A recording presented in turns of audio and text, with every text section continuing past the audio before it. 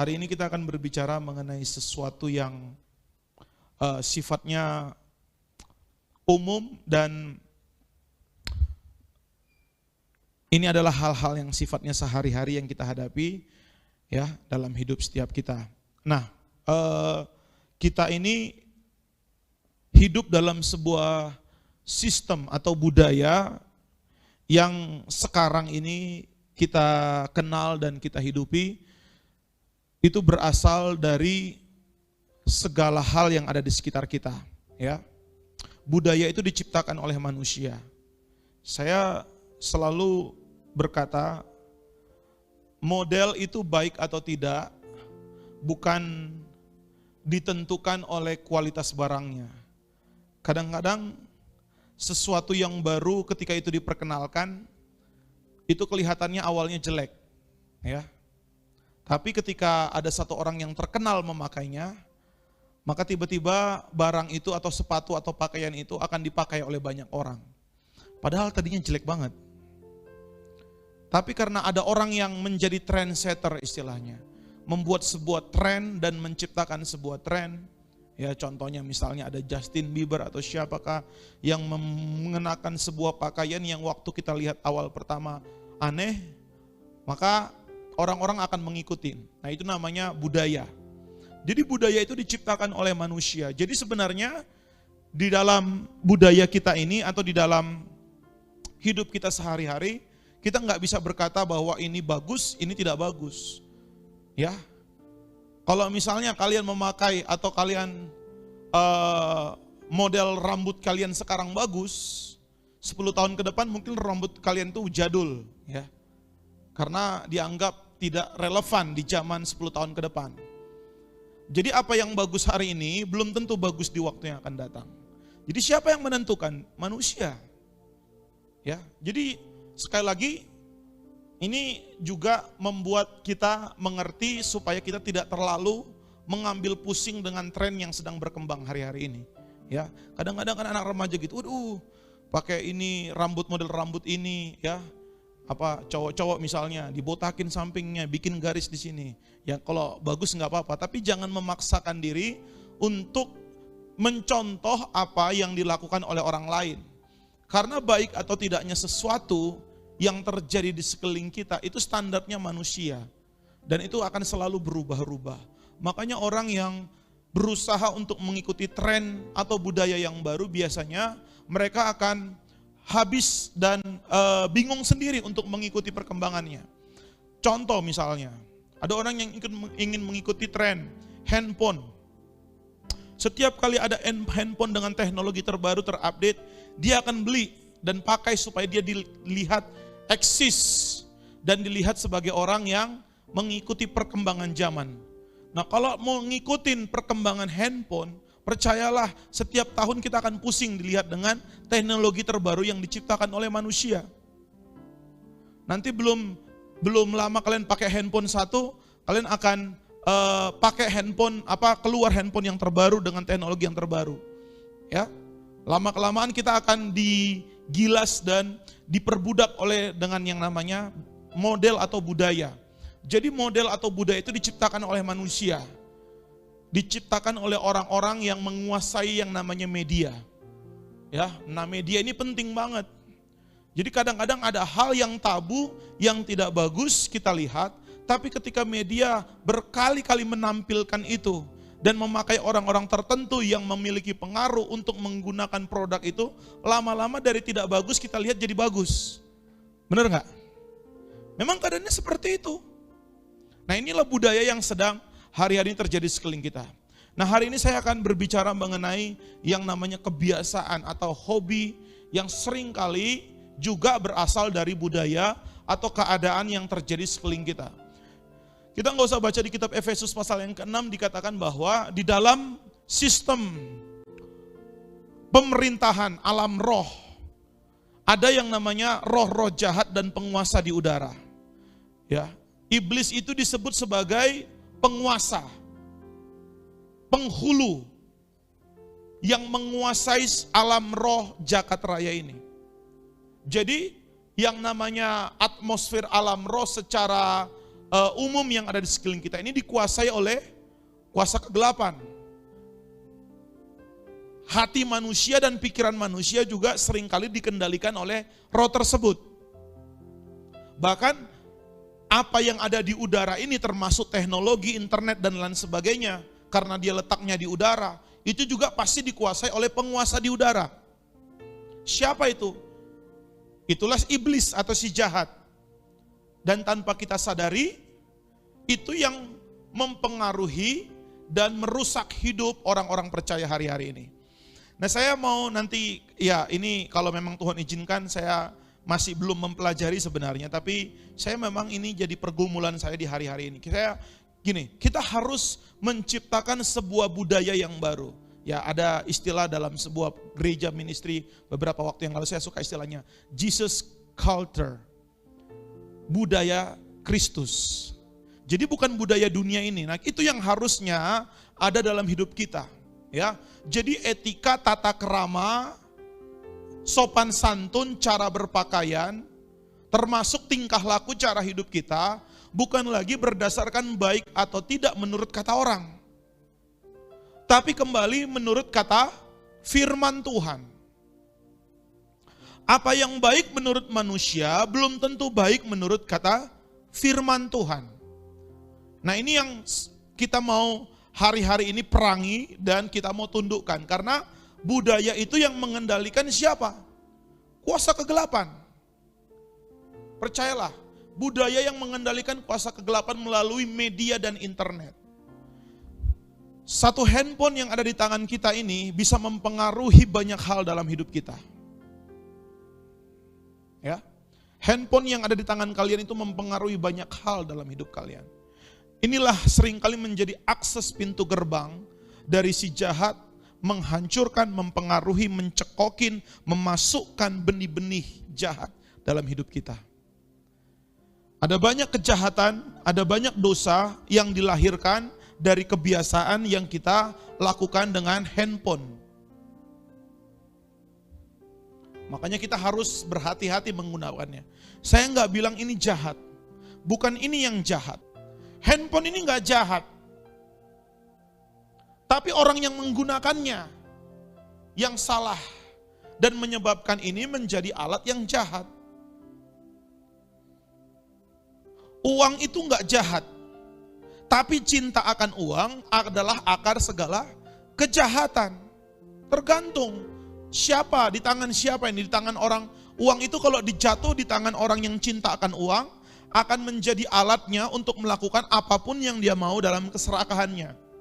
Di tangan anak-anak Tuhan, uang jatuh itu akan menjadi alat kita untuk jadi berkat buat orang lain. Kita kasih makan orang waras, kita kasih makan orang miskin, kita bagi-bagi sembako. Jadi uangnya nggak jahat, tergantung di tangan siapa ini jatuhnya. Nah, tapi seringkali kita tanpa kita sadari, hidup kita ini dipengaruhi. Nah, saya mau pelan-pelan ya, ini karena ini saya nggak sedang KKR, saya mau ngajar ke kalian, ngajar. Jadi kalau ngajar itu pelan-pelan dan saya mau tanamkan sesuatu yang kuat. Sehingga kita bisa menciptakan sebuah budaya yang baru. Yang membuat kalian dan kita semua hidup dengan sebuah pola cara hidup yang baru. Setelah kita lahir baru, yang selanjutnya kita pikirkan adalah bagaimana membangun cara hidup yang sesuai dengan nilai-nilai kerajaan Allah. Nah, sekarang bagaimana kita bisa menghidupi nilai-nilai kerajaan Allah? Termasuk dalam segala hal. Ya, dari cara berpikir kita, cara hidup kita, cara bicara kita, tingkah laku kita, itu harus sesuai dengan nilai-nilai kerajaan Allah. Kita akan mulai dari 1 Korintus pasal yang ke-6 ayat yang ke-12. Lihat, 1 Korintus pasal yang ke-6 ayat yang ke-12. Lihat Alkitab kalian masing-masing. Ya, ini saya mau kalian fokus konsentrasi karena apa yang kita sampaikan, yang saya sampaikan ini adalah hal yang penting ya. Jadi saya mau pelan-pelan menyampaikan ini. Memang saya tadi masih beberapa jam mengambil waktu untuk belajar tentang kebiasaan ini. Tapi nanti ke depannya kalau Tuhan akan bukakan lagi, saya akan belajar lebih lagi karena bagaimanapun firman itu punya kekuatan untuk memerdekakan seseorang.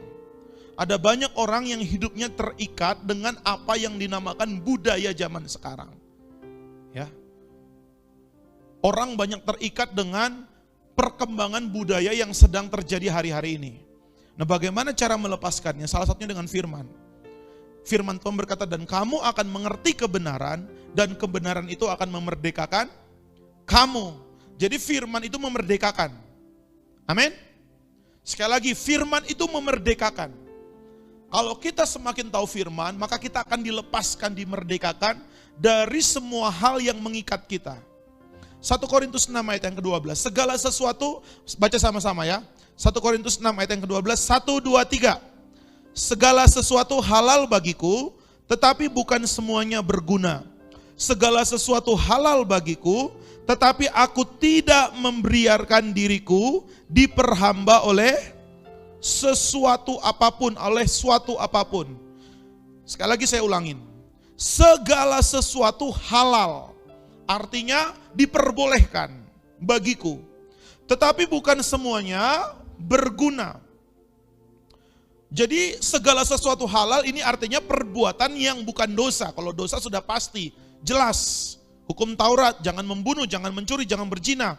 Itu sudah pasti tidak halal. Tapi di luar itu, segala sesuatu halal atau boleh kita lakukan, tapi tidak semuanya berguna.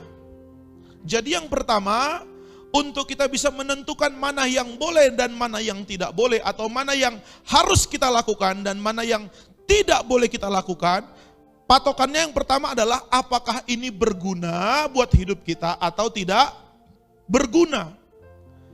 Ya, jadi sekali lagi, ketika kita diperhadapkan dengan budaya dan kehidupan zaman sekarang, apa yang menjadi standar kita?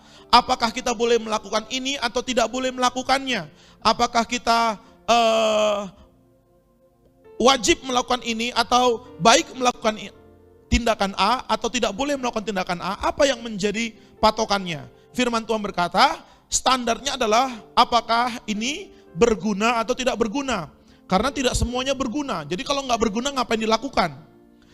Kemudian dikatakan gini, segala sesuatu halal bagiku, tetapi aku tidak membiarkan diriku diperhamba oleh suatu apapun. Sekali lagi ya, ini yang kedua yang akan kita bahas.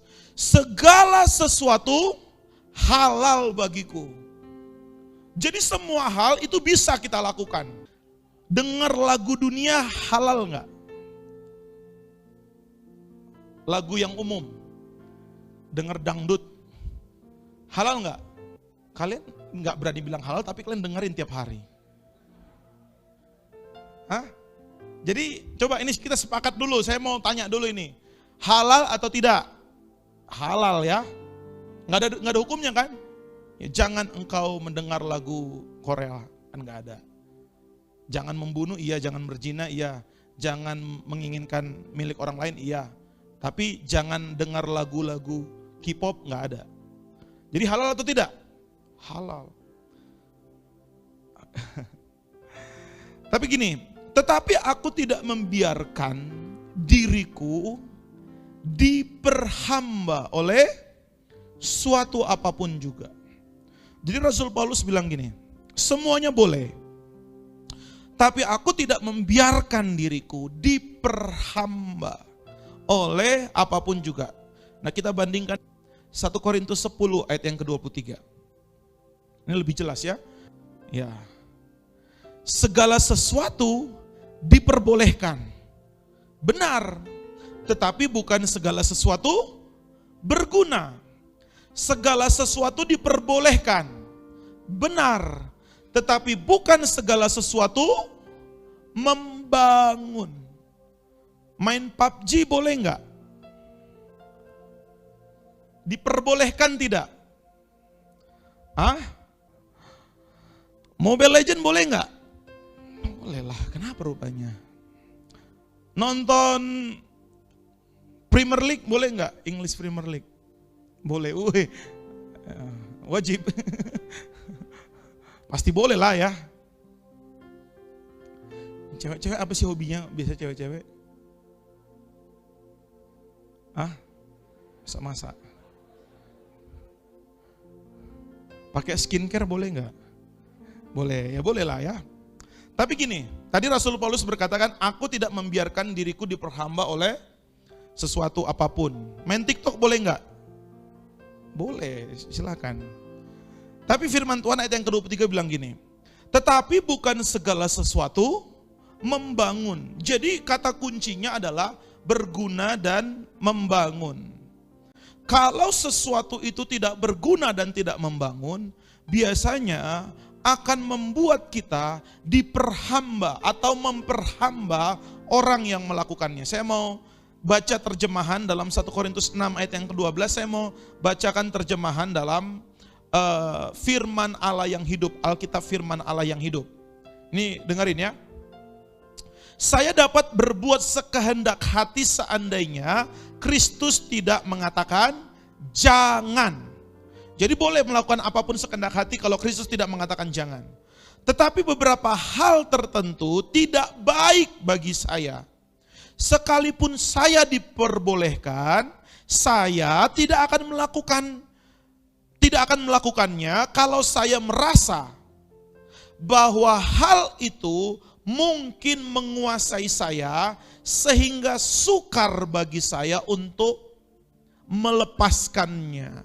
Saya mau tanamkan sebuah poin yang kalimat terakhir. Tetapi aku tidak membiarkan diriku diperhamba oleh suatu apapun juga. Dalam terjemahan firman Allah yang hidup katanya, saya tidak akan melakukannya kalau saya merasa bahwa hal itu atau hobi itu atau perbuatan itu mungkin menguasai saya sehingga bagi saya sukar untuk melepaskannya. Jadi semua bisa kita lakukan, tapi enggak semua, jangan semua dilakukan. Apalagi kalau itu punya potensi untuk menguasai kita atau membuat kita sukar untuk melepaskannya. Sekali lagi, apa yang tidak boleh kita lakukan? Yang pertama, kalau tidak berguna jangan dilakukan. Yang kedua, kalau tidak membangun jangan dilakukan. Tapi yang ketiga yang sangat penting adalah kita tidak boleh melakukan segala sesuatu yang punya potensi memperhamba kita atau menguasai kita atau membuat kita sukar untuk melepaskannya. Dalam terjemahan New Living Translation NLT, dalam bahasa Inggris dikatakan, I am allowed to do anything. Saya diizinkan untuk melakukan apapun. Tapi kalimat selanjutnya, I must not become a slave to anything. Aku tidak boleh menjadi budak dari segala sesuatu yang aku lakukan. Jadi yang harus kita waspadai dalam hidup kita ketika kita melakukan sesuatu, ya, apakah itu hobi, aktivitas, atau kesukaan adalah apakah ini punya potensi untuk menguasai kita, memperbudak kita, atau membuat kita sukar ketika kita dipaksa untuk melepaskannya. Jadi segala hal yang walaupun boleh kita lakukan, tapi ternyata bisa menguasai, mendominasi, dan sukar buat kita melepaskannya, itu jangan dilakukan. Apa itu, Kak? Ya, kita akan lihat ya. Kita mulai dari Galatia dulu. Pasal yang keempat ayat yang ke-9. Galatia 4 ayat yang ke-9. Tetapi sekarang sesudah kamu mengenal Allah, atau lebih baik sesudah kamu dikenal Allah, bagaimana kamu berbalik kepada roh-roh dunia yang lemah dan miskin, dan mau mulai memperhambakan diri lagi kepadanya. Jadi ternyata salah satu sifat dari roh dunia adalah memperhamba orang-orang yang mengikuti apa yang diinginkannya. Kita nggak usah baca, tapi dalam 1 Yohanes ada 3 hal, yaitu keinginan daging, keinginan mata, dan keangkuhan hidup. Itulah roh-roh dunia. Dan itu biasanya punya potensi untuk memperhambakan orang-orang yang mengikuti keinginan dari roh dunia ini. Dalam peperangan rohani secara alam roh, ya, ada 3 penguasa. Kalau kalian belajar peperangan rohani, yang langsung dibawa Lucifer. Dan 3 ini disebut sebagai 3 keinginan. Keinginan mata, keinginan daging, dan keangkuhan hidup. Kalau roh-roh yang lain, pocong, gondoruo, bego, ganjang, itu roh-roh yang nggak ada nilainya itu dalam alam roh. Itu hanya pion-pionnya. Tapi yang namanya keinginan ini langsung dikendalikan oleh Lucifer, oleh roh jahat ini. Nah, sekali lagi firman Tuhan berkata, tetapi sekarang sesudah kamu mengenal Allah, nah kalau kita sudah mengenal Allah, sesudah kamu dikenal oleh Allah, bagaimana kamu berbalik kepada roh-roh dunia yang lemah, miskin, dan mulai memperhambakan diri lagi kepadanya. Jadi ternyata semua hal, semua hobi, semua aktivitas, segala sesuatu yang punya potensi untuk memperhamba itu biasanya berasal dari roh dunia. Makanya hati-hati dengan sesuatu yang gampang membuat kita nagih atau terikat ketika kita melakukannya. Sekali lagi ya, ada lagu-lagu yang bagaimanapun kalau misalnya kalian peka, cukup peka. Ada lagu-lagu, baik itu lagu sekuler ya, terutama lagu sekuler ya. Apakah lagu dangdut, lagu barat, lagu apapun, yang easy listening. Begitu kita dengar terngiang-ngiang. Saya pernah satu kali naik angkot atau naik apa gitu, dengar satu lagu, gitu saya turun dari angkutan itu, saya ikut nyanyi. Kenapa? Terngiang-ngiang. Jadi ada lirik, ada nada yang memang enak untuk diulang. Ya. Coba kasih sebuah nada yang gampang, lagu-lagu sekuler yang gampang. Kalau misalnya di mana-mana kalau kalian entah ya ini salah satunya misalnya kayak kadang-kadang gini ya. Kalau lagu-lagu yang gampang itu akan dijadikan jingle iklan-iklan tertentu. Ya, di YouTube gitu kalian buka, kalau ada lagu-lagu yang gampang diingat, itu akan dijadikan jingle sebuah perusahaan iklan. Terngiang-ngiang. Jadi lagu sekuler juga gitu, ada lagu-lagu yang gampang banget. Apalagi padahal kita nggak tahu bahasa Korea. Tapi kalau dengar lagu itu langsung enak didengar telinga. Dan celakanya kita suka ngulang-ngulang jadinya. Apakah nadanya atau katanya. Nah itu hati-hati. Karena firman Tuhan berkata seperti ini. Bagaimana kamu berbalik lagi kepada roh-roh dunia yang lemah, miskin, dan mau mulai memperhambakan diri lagi kepadanya. Nah ternyata apa yang Rasul Paulus katakan dalam 1 Korintus 6 ayat yang ke-12, aku tidak membiarkan diriku diperhamba oleh suatu apapun. Ternyata itu merupakan potensi dari roh-roh dunia yang bisa memperhamba kita lewat segala sesuatu yang ada di sekitar kita, termasuk budaya, aktivitas yang normal, umum, sehari-hari kita lakukan. Kalau kita nggak waspada ini bisa memperhamba. Roma 8 ayat yang ke-15. Coba lihat Roma 8 ayat yang ke-15. Sebab kamu tidak menerima roh perbudakan yang membuat kamu menjadi takut lagi. Tetapi kamu telah menerima roh yang menjadikan kamu anak Allah. Oleh roh itu kita berseru ya Aba, ya Bapa. Roma 8 ayat yang ke-15 berkata kamu tidak menerima roh perbudakan. Jadi ini yang mau saya sampaikan. Segala sesuatu yang memperbudak hidup kita itu biasanya bukan berasal dari Tuhan. Itu biasanya sumbernya adalah dari roh dunia. Termasuk apa? Termasuk itu game. Kalau sudah diperhamba oleh game, itu berarti berasal dari roh dunia, itu bukan roh Tuhan. Karena Tuhan tidak pernah memberikan roh perbudakan dan Rasul Paulus berkata, semuanya berguna, tapi aku tidak membiarkan diriku diperhamba oleh suatu apapun juga. Temanya hari ini, malam hari ini akan bicara tentang hobi atau kebiasaan yang berasal dari dunia yang tanpa kita sadari itu mengendalikan. Nah ini terutama untuk anak-anak muda. Tanpa kita sadari ada hobi-hobi dan kebiasaan yang ini punya potensi mengikat. Ya, nggak peduli apapun, termasuk olahraga. Ya, termasuk olahraga. Kak nonton Liga Inggris nggak ini kok Kak, nggak dosa, diperbolehkan. Ya, coba kau nggak nonton selama sebulan. Kira-kira gimana? Apakah manifestasi kejang-kejang? Ya. Atau Saka, waduh, Liga Inggris. Atau yang cewek-cewek kalau kau nggak nonton, nggak ngikutin TikTok atau vloggernya artis favorit kalian, kira-kira gimana? Apakah aman-aman aja? Nah sekarang kita mau belajar tentang kebiasaan atau hobi yang seringkali memperbudak kita. Ya, saya mau lebih spesifik ini bicara tentang hobi. Nah, menurut arti katanya dari KBI, hobi itu apa sih?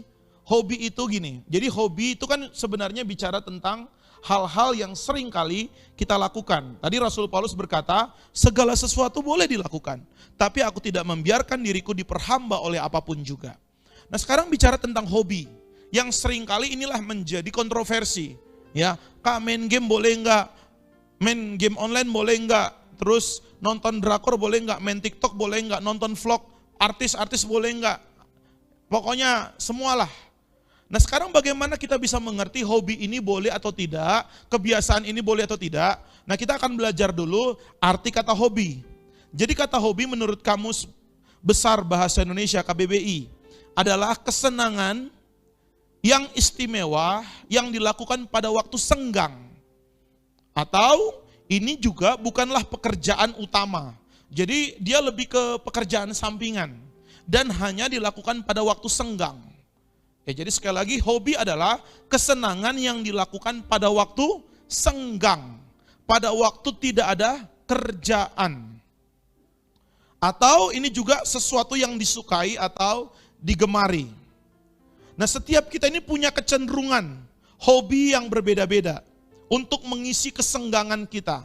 Ya, kalau zaman dahulu orang mengisi hobinya dengan aktivitas yang berbeda-beda. Kalau orang yang suka main bola, maka waktu senggangnya, waktu saya masih kecil, ya kalau karena saya suka main bola, maka saya kumpul sama teman-teman main bola.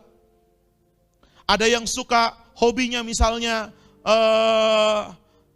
berenang, ketika dia punya waktu senggang dia akan main berenang.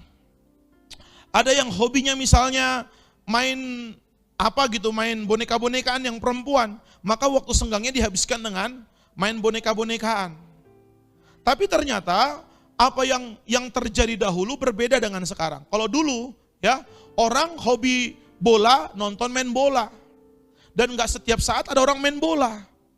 Makanya dulu kalau mau nonton main bola, kalau suka main bola, cari orang main bola di lapangan. Penuhlah lapangan dengan orang-orang yang nonton sepak bola.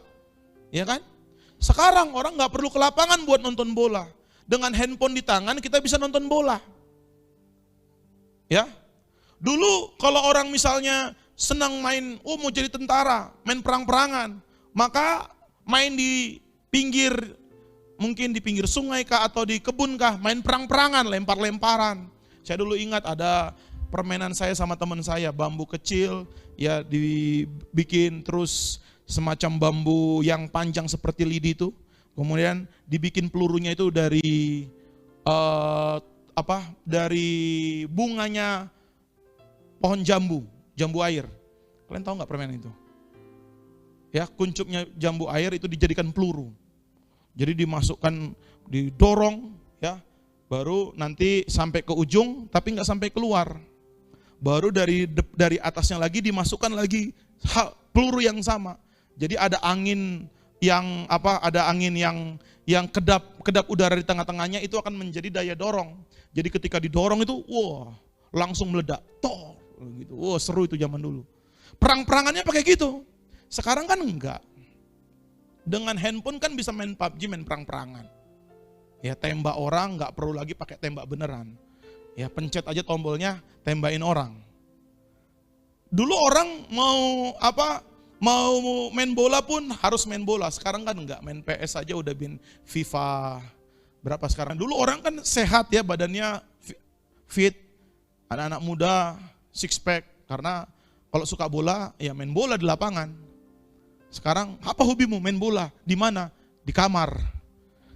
Tangannya yang berotot. Karena mencet-mencet. Badannya one pack.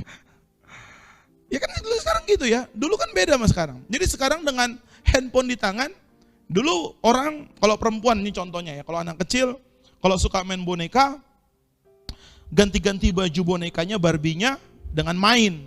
Sekarang kan enggak. Ada aplikasinya kan. Cara ganti baju. Baju renang kah? Baju pesta kah? Tinggal pencet pindahin.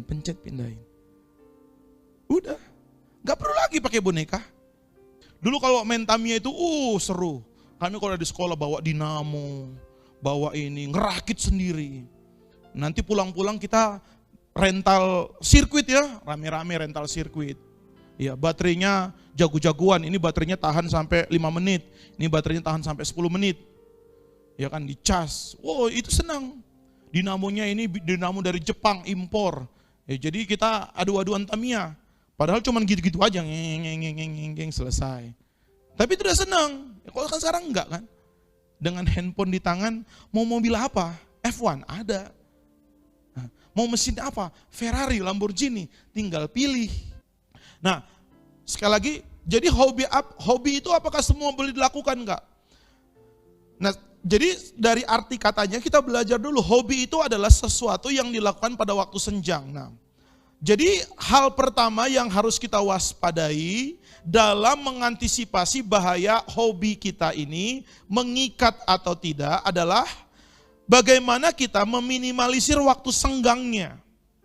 Jadi hobi itu berbahaya atau tidak tergantung, ya. Tergantung bagaimana kita memanage-nya atau mengaturnya. Tapi sekali lagi, hobi itu bisa kita lakukan karena ada yang namanya waktu senggang. Dan biasanya waktu senggang inilah yang harusnya kita waspadai. Kita lihat dulu Efesus pasal yang kelima ayat yang ke-16. Efesus pasal yang kelima ayat yang ke-16. Coba. Dan pergunakanlah waktu yang ada karena hari-hari ini adalah jahat. Jadi kenapa orang ada yang terikat dengan hobi, misalnya terikat dengan game online, terikat dengan sosial media, terikat dengan handphone, terikat dengan kebiasaan-kebiasaan, misalnya nonton main Instagram, Facebook, dan lain sebagainya. Ternyata orang bisa terikat karena dia memiliki waktu senggang, dan waktu senggangnya itu dimanfaatkan untuk melakukan hobi. Pada awalnya sekedar hobi, tapi lama-lama hobi itu bisa mengendalikan dan memperhamba orang yang melakukannya. Nah, sekarang bagaimana step pertama? Saya hari ini belum masuk ke dalam secara spiritnya ya. Ini masuk dalam hal secara lahirianya dulu, di jiwanya dulu. Bagaimana cara kita menghindari supaya kita diminimalisir, tidak terikat dengan kebiasaan hobi yang bisa punya potensi untuk menghabiskan waktu, pikiran, dan tenaga kita, termasuk game online. Saya nggak benci dengan game online, tapi saya benci ketika melihat orang diperbudak sama game online.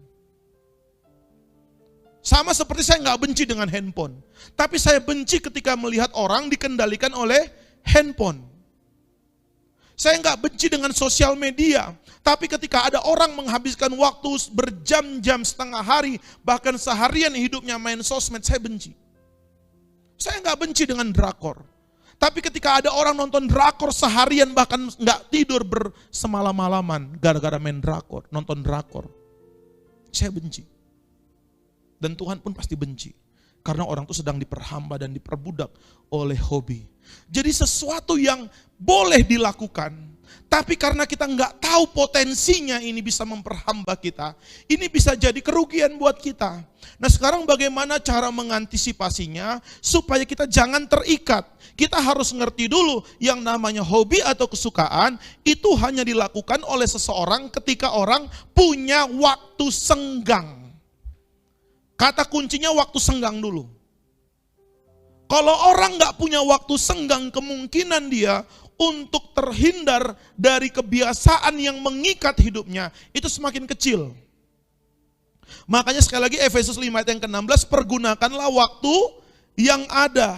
Jadi salah satu cara membuat kita terhindar dari sesuatu yang mengikat hidup kita adalah kita harus minimalisir waktu-waktu kosong dengan apa? Dengan mempergunakan waktu yang ada. Karena hari-hari ini jahat. 2 Samuel pasal 11 ayat yang pertama kita lihat satu contoh. Pada pergantian tahun, pada waktu raja-raja biasanya maju berperang. Jadi pergantian tahun itu adalah waktu atau kalau kita ini istilahnya kayak ujian. Ujian setiap kali sebelum misalnya bulan Juni, bulan Mei ya kan. Bulan Mei biasanya ujian akhir semester. Itu sudah ditetapkan. Dan gak usah nanya-nanya. Yang namanya ujian akhir semester, ujian kenaikan kelas pasti sebelum bulan Juni, bulan Mei. Karena akhir Mei itu terima rapot, biasanya seperti itu. Itu udah jadi siklus setiap tahun. Jadi anak-anak tinggal nanya tanggalnya, tapi mereka sudah tahu, sudah bisa prediksi. Setiap bulan Mei pasti akan ada ujian akhir tahun, ujian kenaikan kelas. Nah zaman dahulu juga seperti itu. Setiap pergantian tahun itu Daud gak usah nanya. Zaman dahulu, walaupun mereka nggak tahu kurikulum, nggak tahu kalender, tapi setiap kali pergantian tahun sudah menjadi rahasia umum dan kebiasaan. Setiap raja harus berperang, karena biasanya ada raja, ada daerah-daerah yang akan semakin mengecil wilayahnya pada waktu pergantian tahun karena kalah perang. Ada kerajaan yang memperluas wilayahnya semakin besar pada waktu pergantian tahun. Jadi agendanya sudah jelas, sudah ditetapkan setiap tahun. Sudah menjadi agenda umum. Setiap tahun harusnya berperang. Firman Tuhan berkata, maka Daud menyuruh Yoab maju beserta orang-orangnya dan seluruh orang Israel. Mereka memusnahkan Bani Amon dan mengepung kota Raba, sedang Daud sendiri tinggal di Yerusalem. Jadi Daud tinggal sendiri di Yerusalem pada waktu harusnya dia bekerja atau berperang. Waktu senggang. Nah ini yang bahaya dengan waktu senggang. Ayat yang kedua. Sekali peristiwa pada waktu petang ketika Daud bangun dari tempat perbaringannya, ia berjalan-jalan di atas soto istana. Tampak kepadanya dari atas soto itu seorang perempuan sedang mandi. Perempuan itu sangat elok rupanya. Jadi ini merupakan salah satu contoh jadi dari kejatuhan Daud. Nah seringkali iblis akan menyerang kita dengan membuat kita melakukan hal-hal yang bisa memperhamba kita, mengikat kita pada waktu kita membiarkan. Ada waktu-waktu yang senggang dalam hidup kita. Waktu di mana kita harusnya melakukan sebuah pekerjaan. Orang tua sudah tetapkan, sekolah sudah tetapkan, harus kerjakan PR. Tapi kita nggak melakukannya di malam hari, nggak mengerjakan PR. Nah hati-hati dengan waktu senggang. Karena hobi juga merupakan kegiatan yang dilakukan pada waktu senggang. Nah waktu senggang ini kalau kita nggak lakukan untuk Tuhan, kalau nggak kita pergunakan buat Tuhan, maka kita akan masuk dalam hari-hari yang jahat. Hanya ada dua pilihan. Pergunakanlah waktumu, waktu yang ada, karena hari-hari ini adalah jahat. Kalau kita nggak pergunakan waktu kita, berarti kita akan masuk dalam hari-hari yang jahat. Kalau jam waktu yang kita miliki yang kosong ini tidak kita pergunakan untuk Tuhan, maka kemungkinan yang kedua, kita akan melakukannya untuk hal yang jahat. Termasuk hobi yang jahat. Dan kelihatannya nggak jahat pada awalnya, tapi ternyata hobi inilah yang bisa memperbudak hidup kita.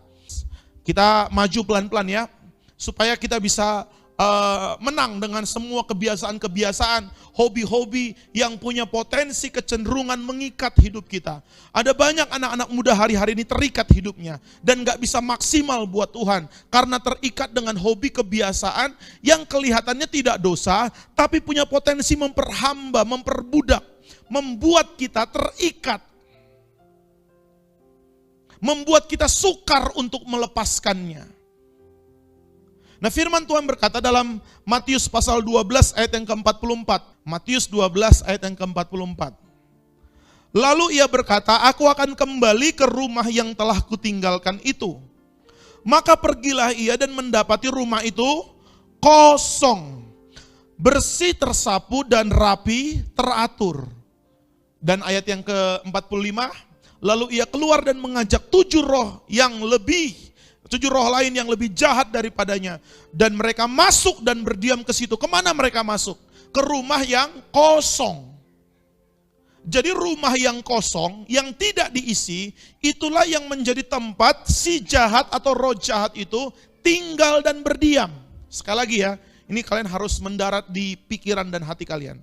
Rumah yang kosong dan tidak diisi oleh apapun, itulah yang berpotensi untuk dimasuki oleh 7 roh jahat.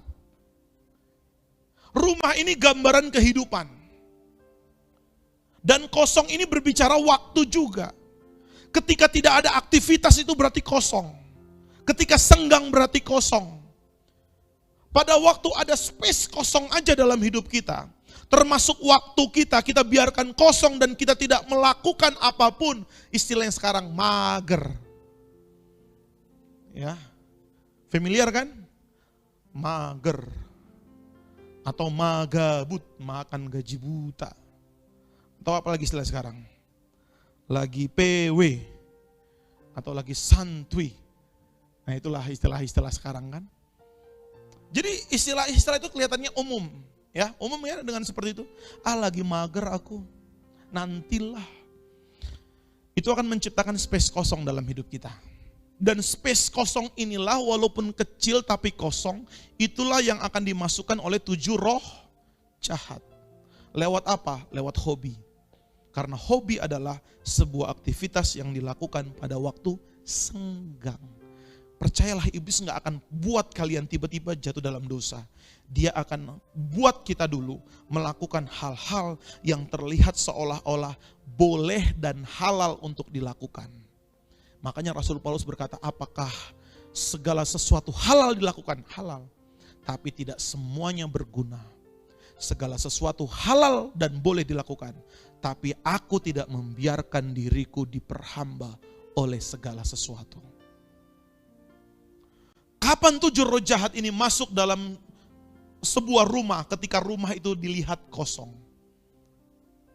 Dan ini adalah gambaran dari orang yang membiarkan hidupnya, membiarkan kekosongan itu ada dalam hidupnya.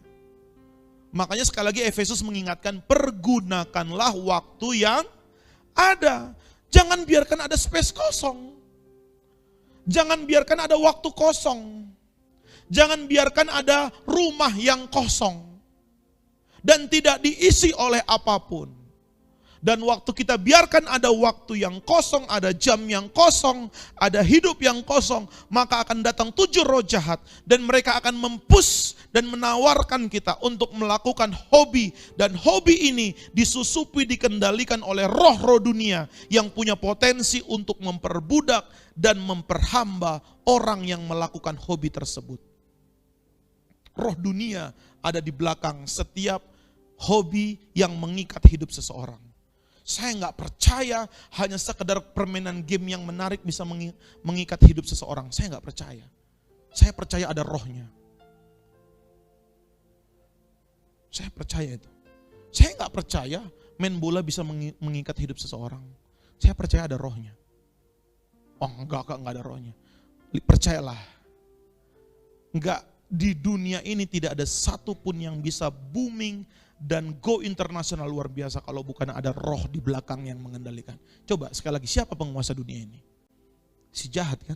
Dalam Matius pasal 12 ayat yang ke-14. Jadi kekosongan ini adalah sebuah space, sebuah tempat di mana roh itu, 7 roh itu bisa masuk. Nah, kata kosong dalam bahasa Alkitab, bahasa aslinya yaitu bahasa Greka atau bahasa Yunani itu menggunakan kata atau memakai kata skolazo. Ya, kata skolazo. Nah, kata skolazo itu apa? Kata skolazo punya beberapa arti. Yang pertama, kata kosong atau kata skolazo itu yang pertama ini, didengerin ya. Kata kosong yang pertama adalah menghindari pekerjaan. Menghindar dari pekerjaan, itu kosong. Yang kedua, kata kosong adalah bebas dari pekerjaan atau menganggur. Yang ketiga, kata kosong artinya adalah santai, senggang, banyak waktu luang. Dan yang selanjutnya kata kosong itu punya arti, kata kosong yang selanjutnya adalah bermalas-malas, berdiam. Jadi ini bukan kosong empty, ngerti ya? Bukan kosong dalam arti tidak ada apa-apa di situ. Jadi ini bukan kosong dalam kata benda, tapi ini lebih ke sifat. Lebih ke kata sifat. Jadi kosong itu artinya yang pertama orang yang menghindari pekerjaan. Yang kedua kosong artinya orang yang bebas dari pekerjaan. Yang selanjutnya kata kosong artinya orang yang menganggur, bermalas-malas dan tidak bekerja. Dan kata kosong yang selanjutnya adalah orang yang santai. Orang yang santai, senggang, dan punya waktu luang.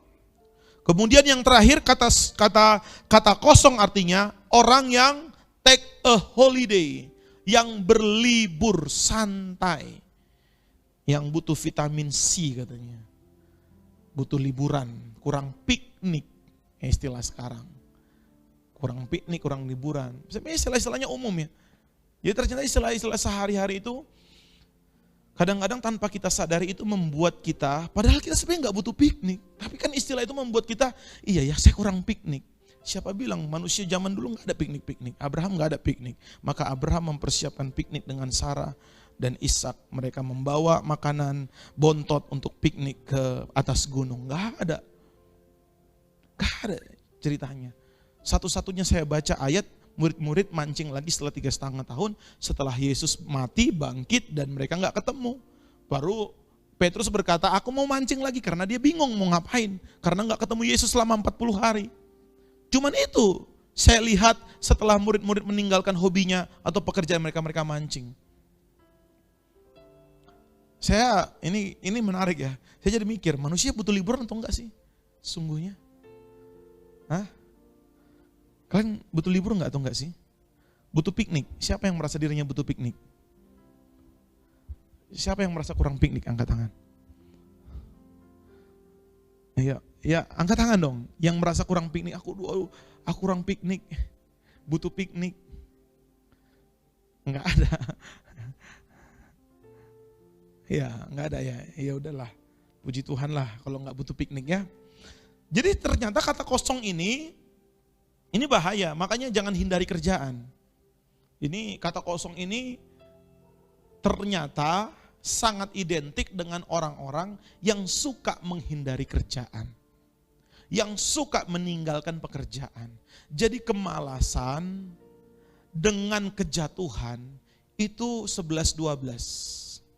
Orang malas sangat gampang jatuh.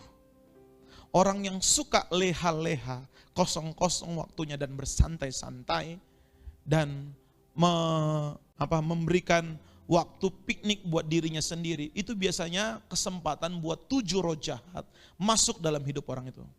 Hati-hati dengan waktu kosong dalam hidup kita. Hati-hati dengan kekosongan dalam hidupmu. Di rumah gak ada kerjaan, dalam kamar kosong sendiri, main handphone, ada wifi lagi, oh Jesus. Baterai full lagi, oh haleluya. Udahlah, udah kurang apa lagi itu. Kalau di rumah kosong, gak ada kegiatan, dan kalian di kamar, biasanya teman kalian adalah 7 roh jahat. Karena 7 roh jahat itu suka tinggal dengan orang yang punya waktu kosong. Yang lagi santai, yang tidak ada aktivitas. Kejadian pasal 25 ayat yang ke-27. Kejadian 25 ayat yang ke-27. Kak, hobi, kebiasaan itu dijadikan atau disebut sebagai sesuatu yang mengikat. Indikasinya apa? Tandanya apa? Sesuatu itu bisa kita katakan itu sudah memperhamba hidup seseorang. Saya suka main game, tapi saya nggak merasa kok diperhamba. Saya suka nonton Korea, tapi saya nggak merasa diperbudak. Saya suka nonton TikTok, tapi saya nggak merasa diperhamba. Terus gimana indikasinya? Apa tandanya saya sudah diperhamba atau tidak? Sekarang coba kita lihat dalam Kejadian 25 ayat yang ke-27. Ya, Kejadian 25 ayat yang ke-27. Lalu bertambah besarlah kedua anak itu. Esau menjadi seorang yang pandai berburu. Menjadi seorang yang suka tinggal di padang. Tetapi Yakub adalah seorang yang tenang, yang suka tinggal dalam kemah. Ayat yang ke-28. Ishak sayang kepada Esau, sebab ia suka makan daging buruan. Tetapi Ribka kasih kepada Yakub. Ayat 29. Pada suatu kali Yakub sedang memasak sesuatu. Lalu datanglah Esau dengan lelah dari padang. Ayat yang ke-30. Kata Esau kepada Yakub, berikanlah kiranya aku menghirup sedikit dari yang merah-merah itu, karena aku lelah. Ayat yang ke-31. 31 coba lihat. Tetapi kata Yakub, juallah dahulu kepadaku hak kesulunganmu. Ayat yang ke-32. Lihat 32, sahut Esau, sebentar lagi aku akan mati. Apakah gunanya bagiku hak kesulungan itu? Ada dua orang di sini yang bernama Esau dan yang bernama Yakub. Esau pandai berburu dan suka tinggal di padang. Yakub orang yang suka tinggal dalam kemah. Ya, Esau dijelaskan sebagai orang yang suka berburu. Dalam bahasa Inggris, Esau was a cunning hunter. Dan kata hunter, kata berburu itu hunting, atau dalam terjemahan aslinya arti kata berburu adalah hunting, ya, berburu. Dan yang kedua adalah apa? Coba tebak apa arti yang kedua? Apa artinya berburu yang kedua? Cunning hunter. Jadi bukan hunter tapi hunting dalam bahasa aslinya. Berburu, kata kerja, bukan kata benda. Dan kata hunter atau hunting ini dalam bahasa Ibraninya syait. Dan kata syait yang pertama artinya hunting, berburu. Yang kedua, game, G-A-M-E. Esau adalah orang yang suka main game. Sekali lagi ya, Esau adalah orang yang suka bermain game. Nggak percaya? Nanti download di Alkitab kalian, Alkitab Strong. Cari bahasa aslinya hunter dalam bahasa Ibrani. Tulis T-S-Y-A-I-D, Sayid. Kata Sayid artinya hunting dan game. Saya waktu baca, aduh, kok Alkitab bisa setajam itu ya menjelaskan sesuatu. Padahal ini ditulis sekian ribu tahun yang lalu. Kok bisa dia menubuatkan sesuatu yang masih ribuan tahun? Jadi hobi ini bukan sekedar hobi main berburu. Saya nggak bilang dia hobi. Game itu artinya ternyata berburu itu bukan kerjaan. Dia berburu bukan karena dia butuh makanan dan mereka harus berburu supaya mendapatkan makanan. Karena orang tuanya Ishak, firman Tuhan berkata adalah orang yang sangat kaya, kian lama kian kaya, dan bahkan sungguh amat kaya. Ngapain orang kaya nyuruh anaknya berburu kurang makanan? Enggak lah. Orang sudah sungguh amat kaya kok. Konglong merat ngapain nyuruh anak berburu? Jadi dia berburu karena permainan. Jadi buat dia berburu itu bukan kerjaan tapi hobi bermain. Hanya sebuah permainan game buat dia. Mungkin ajak kawannya, ayo kita berburu yuk, siapa paling banyak menang, dia nanti dapat hadiah. Udah. Jadi buat itu hanya sebuah game permainan. Seru-seruan. Untuk menunjukkan siapa yang menang, siapa yang hebat. Game hunted istilahnya. Berburu. Atau permainan untuk berburu. Jadi ini bukan sekedar pekerjaan, ini adalah sebuah kebiasaan, hobi yang mengikat dan memperhamba. Nah, satu kali setelah dia capek bermain berburu, dia pulang ke rumah, ketemulah dia dengan Yakub yang sedang memasak kacang merah. Dan dia berkata kepada Yakub, Yakub berikan itu kepadaku, aku lapar. Yakub bilang, jual dulu hak kesulunganmu, baru nanti aku berikan ini. Dan ayat yang ke-32 dengan gampangnya dia berkata, sebentar lagi aku mati, apa gunanya hak kesulunganku? Maksudnya apa kak? Ibrani 12 ayat yang ke-23, cepat ya. Ibrani pasal 12 ayat yang ke-23. Dan kepada jemaat-jemaat anak-anak sulung yang namanya terdaftar di surga dan kepada Allah yang menghakimi semua orang. Jadi hak sulung itu berbicara mengenai hak sebagai anak-anak Allah. Ini bicara hubungan pribadi dengan Tuhan. Ini bicara mengenai perkara rohani. Ini berbicara mengenai ibadah. Jadi firman Tuhan berkata kita ini anak jemaat, anak-anak sulung yang namanya terdaftar di sorga. Sebagai anak sulung kita beribadah kepada Tuhan. Kita punya hubungan pribadi dengan Tuhan. Itulah yang disebut sebagai anak sulung. Kita adalah orang pilihan Tuhan, nama kita terdaftar di buku kehidupan. Nah pada waktu Esau setelah dia bermain, berburu, Istilah sekarang habis main game. Dia pulang dan dia berkata kepada Ishak, dan Ishak berkata, jual dulu hak kesulunganmu. Terus dia bilang, ntar lagi mau mati kok. Buat apa itu? Tahu artinya apa? Saya mau ini jadi sesuatu yang mendarat buat kita. Kenapa hobi itu berbahaya kalau itu sudah mengikat dan memperhamba hidup seseorang? Kenapa permainan game yang sederhana yang dilakukan oleh Esau di masa ribuan tahun yang lalu membuat dia menjadi orang yang kehilangan hak kesulungannya? Ini berbicara mengenai perkara rohani. Dan apa indikasi tandanya kita hobi, kesukaan yang kita lakukan itu sudah menjadi aktivitas yang memperhamba dan memperbudak kita? Tandanya adalah kalau kita gampang menukar perkara rohani dengan hobi kita dan lebih menghargai hobi daripada menghargai perkara rohani, kita sedang diperbudak oleh hobi.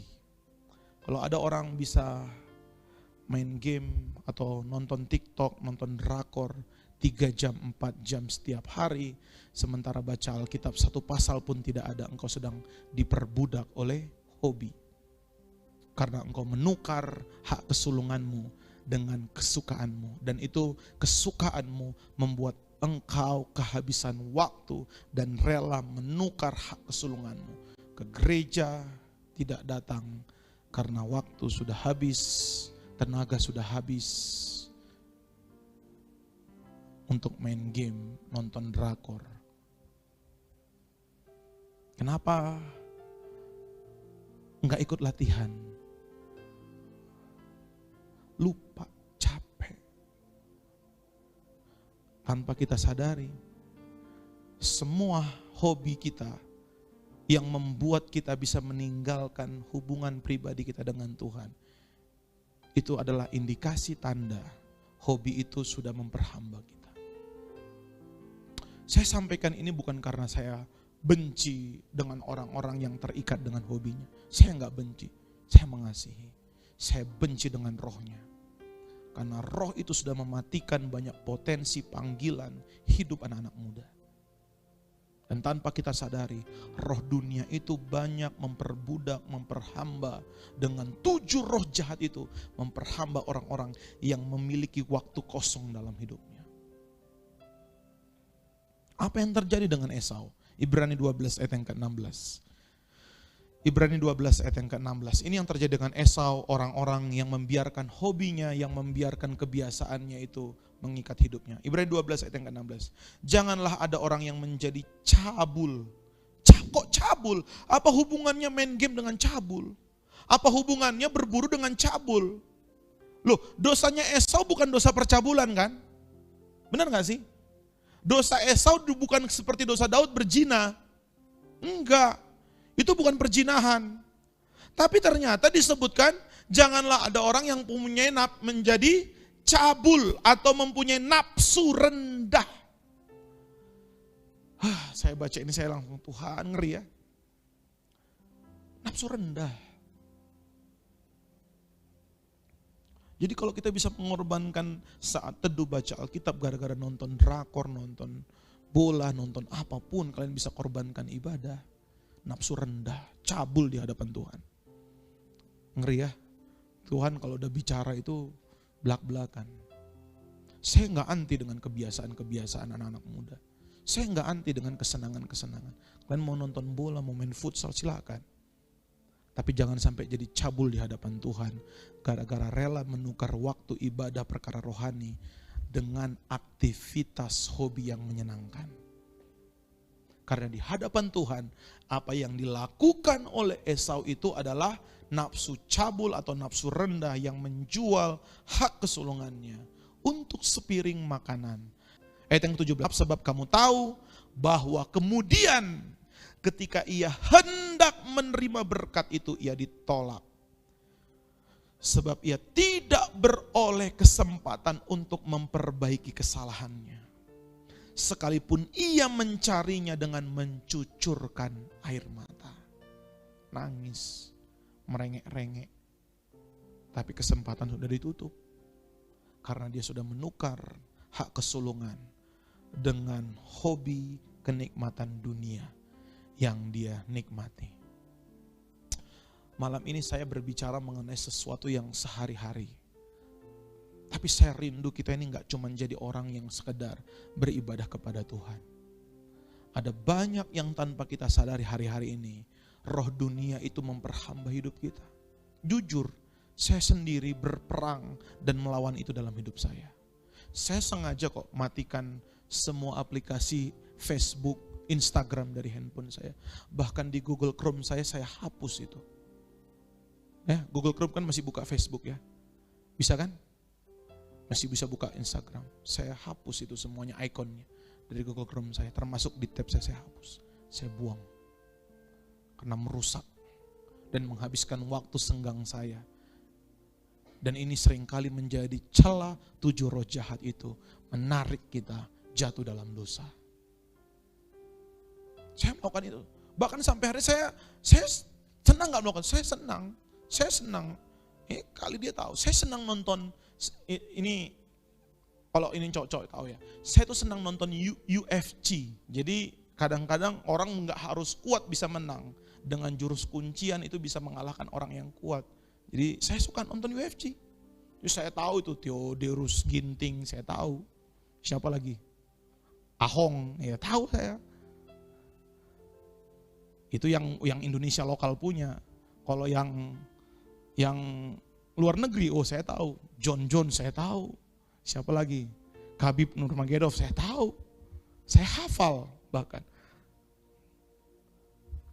Siapa kalian bintang UFC? Saya tahu semuanya. Dari berapa tahun yang lalu saya ikutin. Tapi saya matikan itu. Maksudnya di satu titik saya merasa, kok ini jadi memperbudak saya. Saya stop itu. Saya unsubscribe itu di YouTube saya tinggalkan. Kenapa? Karena itu gak berguna. Karena itu bisa memperbudak dan menghabiskan waktu dan membuat saya membuka celah bagi 7 roh jahat itu masuk dalam hidup saya. Karena firman Tuhan berkata, segala sesuatu bisa dilakukan, tapi aku tidak membiarkan hidupku diperhamba oleh apapun juga. Saya gak mau diperhamba oleh apapun, kecuali saya diperhamba oleh Tuhan. Jangan biarkan apapun memperhamba kita. Nah sekarang, apa yang sedang memperhamba hidup kita? Apa yang sukar untuk kita lepaskan? Dan apa yang seringkali bisa membuat kita bisa menukar perkara rohani untuk melakukan itu. Waktu kita yang harusnya kita baca Alkitab. Waktu yang harusnya kita pakai untuk sharing dengan teman. Lagi ngumpul. Karena seringkali waktu kosong yang harusnya kita bisa pergunakan untuk Tuhan. Dirampas untuk hal-hal yang tidak membangun dan bahkan seringkali memperbudak kita.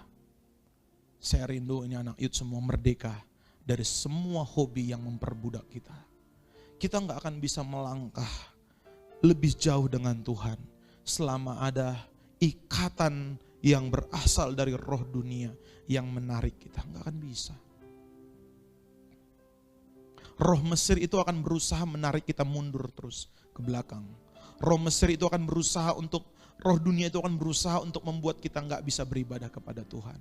Karena memang itulah habit dari roh duniawi ini. Tapi hari ini Tuhan ingin melepaskan kita dari roh keduniawian.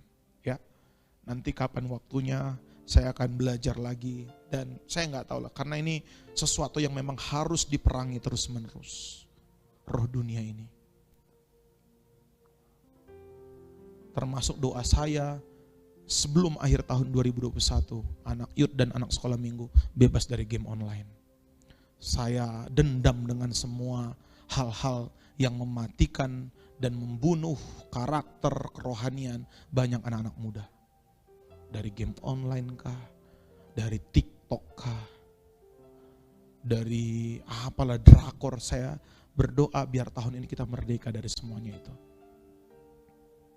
Tuhan mau memakai kita, Tuhan mau menjadikan kita sebagai anak-anak muda seperti anak panah di tangan pahlawan. Tapi sebelum kita dibersihkan dari semua ikatan-ikatan itu, kita gak akan bisa dipakai oleh Tuhan. Percayalah, semudah apapun kalian dan selemah apapun hidup kalian di tangan Tuhan, Tuhan bisa pakai hidup kalian. Tuhan bisa pakai kok. Tuhan bisa berkati kalian, Tuhan bisa angkat kalian, Tuhan bisa permuliakan kalian. Tuhan bisa buat kalian melakukan hal-hal yang dahsyat di tangan Tuhan. Tapi kembali lagi itu tergantung seberapa kita memberikan hidup kita buat Tuhan. Dan seberapa kita melepaskan diri kita dari perhambaan roh-roh dunia ini. Gak ada yang salah dengan game online, tapi itu bisa memperhamba kita. Gak ada yang salah dengan drakor, tapi itu bisa memperhamba kita. Gak ada yang salah dengan nonton lagu-lagu dunia, dengar lagu-lagu dunia, tapi itu bisa memperhamba kita. Dan apapun yang punya potensi memperhamba kita, itu sumbernya asalnya pasti dari roh dunia. Dan kalau itu sumbernya dari roh dunia, suatu saat kita akan menukar hak kesulungan kita dengan perkara-perkara duniawi ini. Dan jangan sampai nanti di satu titik kita akan menangis meraung-raung, tapi gak punya kesempatan untuk bertobat. Terakhir, apa yang harus kita mengerti dan kita waspadai dari hari kedatangan Tuhan yang kedua kali atau akhir zaman? Salah satu yang harus kalian mengerti menjelang hari kedatangan Tuhan adalah pada waktu nanti akhir zaman dikatakan orang akan mencari firman namun tidak menemukannya. Aku akan memberikan hati dan roh yang haus dan lapar akan firman, tapi mereka tidak menemukannya. Saya pernah nonton satu film judulnya The Book of Eli. Ya, kalian pernah nonton? Tentang Alkitab satu-satunya di dunia. Dan orang bunuh-bunuhan untuk mendapatkan Alkitab ini. Ya, jadi ceritanya itu sekian tahun 2000 berapa puluh lah. Dunia udah dalam kehancuran. Dan satu-satunya Alkitab yang masih bertahan itu dipegang oleh satu orang yang bernama Eli. Dan Eli inilah dikejar-kejar karena dia memegang Alkitab. Tapi itu secara duniawinya. Dan saya percaya Alkitab gak akan hilang dari dunia. Tetap ada kok. Ada handphone sekarang gampang. Kalian download, udah di handphone kalian. Jadi Alkitab saya percaya gak akan hilang. Tapi apa yang dimaksudkan di kitab Amos bahwa aku akan mengirimkan roh haus dan lapar akan Tuhan, akan firman Tuhan. Dan orang dari ujung bumi yang satu ke ujung bumi yang lain mencari firman tapi tidak menemukannya. Ini yang harus kalian tahu. Bahwa suatu saat Roh Kudus akan diangkat dari dunia. Dan ketika Roh Kudus itu tidak ada lagi di dunia, maka tidak ada lagi yang namanya rema akan firman. Orang mau baca Alkitab seperti apapun tidak akan mengerti dan tidak akan mendapat pewahyuan. Alkitab hanya menjadi huruf yang mematikan seperti buku biasa. Karena gak ada roh Tuhan, dan yang lebih parah lagi, kalau roh Tuhan sudah diangkat, tidak ada kesempatan buat bertobat. Karena hanya Roh Kudus yang bisa menginsafkan hidup seseorang. Sampai dikatakan di Wahyu ya, orang mau mati pun, mencari maut, mau bunuh diri, gak akan mati-mati. Ngeri ya, itu akhir zaman. Mau bertobat pun gak bisa. Tahu dirinya salah, tahu dirinya najis, tapi mau bertobat gak bisa. Kenapa? Karena gak ada roh Tuhan lagi. Jadi hari ini selama kita masih Tuhan izinkan untuk kita bisa punya Roh Kudus dalam hidup kita. Dan Roh Kudus itu yang menginsafkan kita dari segala dosa dan pelanggaran kita. Ayo sungguh-sungguh. Jangan sampai nanti akhir zaman kita menangis meraung-raung di hadapan Tuhan. Jangan sampai nanti kita menyesali. Ada orang-orang nanti yang nyesal. Kok aku bisa menghabiskan waktuku Tuhan berjam-jam setiap hari untuk diperbudak oleh roh-roh duniawi. Kok aku izinkan 7 roh jahat itu Tuhan masuk dalam hidupku sehingga aku gak punya kesempatan untuk memenuhi panggilan Tuhan. Tuhan bilang terlambat, bertobat itu dulu jangan sekarang. Sekarang udah gak ada roh Tuhan, kamu gak bisa bertobat. Kalau pintu anugerah sudah tertutup, kalian mau nangis seperti Esau gimana pun, gak akan ada roh pertobatan. Jadi firman Tuhan berkata selama masih disebut ada hari ini dan selama kita dengar firman Tuhan, kalau kalian memang diingatkan Tuhan, bertobatlah. Datanglah kepada Tuhan dan lepaskan dirimu dari segala ikatan roh duniawi. Saya rindu hari-hari ini, ayo ya anak-anak muda, lepaskan dirimu dari segala ikatan roh duniawi. Minta Roh Kudus memampukan kita. Kalau memang harus puasa, puasalah.